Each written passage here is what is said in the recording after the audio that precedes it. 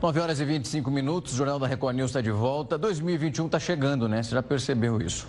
E para quem quiser manter o plano de saúde, precisa preparar o bolso. As mensalidades vão subir e pode chegar numa taxa de 35%. Para conversar com a gente e entender o que vai acontecer agora, eu vou chamar a Renê Patriota, ela que é coordenadora executiva da Associação de Defesa dos Usuários de Seguros, Planos e também Sistemas de Saúde. Ela que já vai aparecer para conversar com a gente.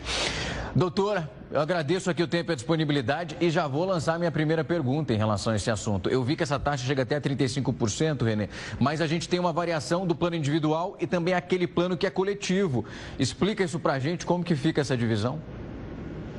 Então, boa noite, obrigada pelo convite. É um prazer falar esse assunto que a gente já vem trabalhando há 25 anos e parece que a gente está sempre remando contra a maré, porque a coisa não melhora, pelo contrário, cada dia fica pior.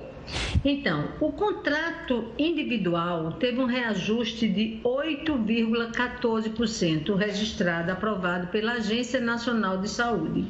Enquanto isso, a inflação foi de 4,23%. Então, até para os contratos individuais, o reajuste estabelecido já foi o dobro do previsto na inflação.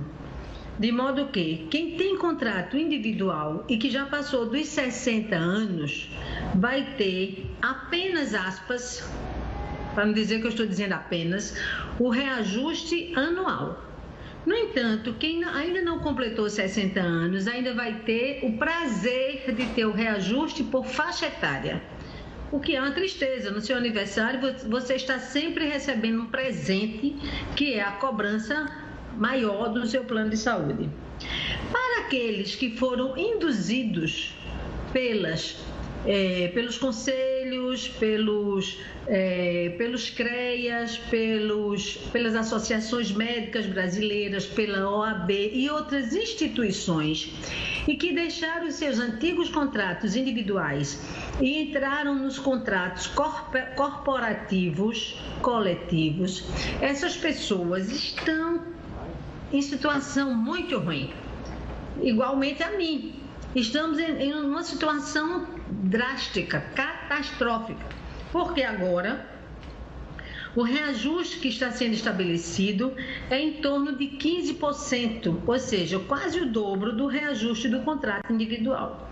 Isso sem falar que em julho, em tempos de pandemia, veio um reajuste de 16,35%. Vou dar um exemplo concreto. O meu exemplo, por exemplo, eu pago o plano de saúde para mim, eu tenho 64 anos e para 2 filhos. Um filho está na Austrália e outra filha está na Irlanda. E eu continuo pagando com medo que essas criaturas cheguem aqui e não tenham uma assistência médica. Exato. R$ 1.400 por cada filho e o meu R$ 2.800 rezando para continuar pagando. Que eu vou logo dizer a todo mundo, eu só pago porque eu recebo ainda uma pensão do meu ex-marido, porque senão não tinha como pagar. Graças a Deus que eu recebo e posso pagar o plano de saúde dos filhos e o meu plano de saúde, porque a minha aposentadoria como médica de profissional liberal, não pensei no futuro, a aposentadoria é R$ 2.800, só pagaria atualmente o plano de saúde da minha parte. Eu estou contando isso porque é um exemplo concreto para todo mundo que tem que pagar o seu plano de saúde.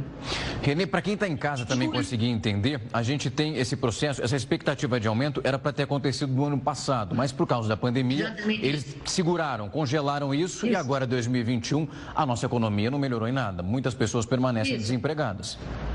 Fica meio que sem lógica, né? Em julho veio o reajuste em cima dos meus R$ 4.800 e o meu plano de saúde passou para R$ 5.700. Então, agosto veio 5.700, foi suspenso setembro, outubro, novembro e dezembro. E agora em janeiro, assim que virar o ano, vamos ter a felicidade, que ninguém vai se desesperar, porque piora, de pagar, além dos R$ 5.700 daquele reajuste que veio em setembro, mais Esses 4 meses vão ser divididos em 12 parcelas, ou seja, em cima de 5.700 e alguma coisa, eu vou pagar mais 250, ou seja, o plano que era R$ 4.800 em julho, em janeiro vai virar R$ 6.000. Quando for em julho, ele vai ter o reajuste anual, vai passar para R$ 7.230. Quem vai conseguir pagar isso? Nossa, dá até dor de cabeça de pensar. E aí a gente sabe que durante a pandemia, os hospitais só abriram as emergências. As clínicas, laboratório, fisioterapia, cirurgia, nada funcionou.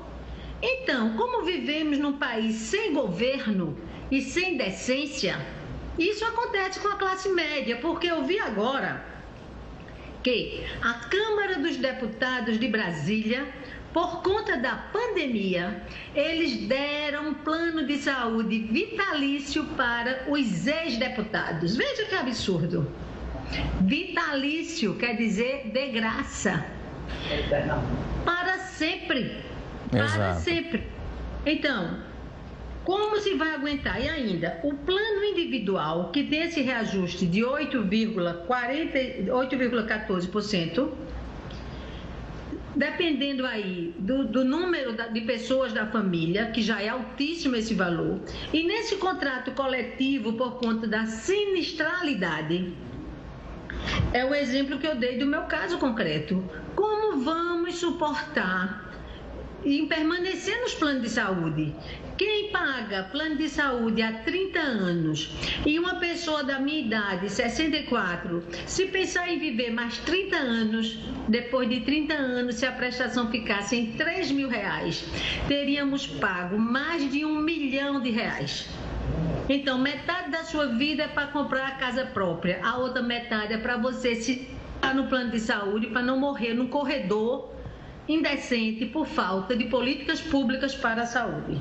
Renê, o cenário é desesperador. Infelizmente, a gente começa o ano de 2021 já com trauma que ainda vai se manter por causa que a pandemia, a gente está vendo aí um repique, como disse o próprio ministro da Saúde, acontecer. A gente fica torcendo para que as pessoas consigam pelo menos manter um plano de saúde, mas pelos seus cálculos e por tudo que você apresentou aqui para a gente, já estava difícil. Agora, pagar um valor que não foi colocado lá no passado, porque a pandemia estava fazendo efeito e continua fazendo efeito, parece que não tem lógica. Infelizmente, nosso tempo acabou, porque eu queria bater esse papo, aumentar a nossa discussão para conseguir explicar isso ainda mais para quem está em casa, mas o pessoal vai sentir isso no bolso a partir de janeiro. Mas eles entenderam. Sim, a aula foi boa, deu para a gente captar e entender, né, o que vem pela frente. Entenderam. Quem não tiver pensão de marido, vai buscar para poder se segurar. Vai ter que achar alguma renda para conseguir pagar esse convênio. Uma alternativa, porque senão não se sustenta. Pois é, só fé não adianta, não paga plano de saúde nenhum. Renê, eu agradeço o tempo e a disponibilidade. Até mais.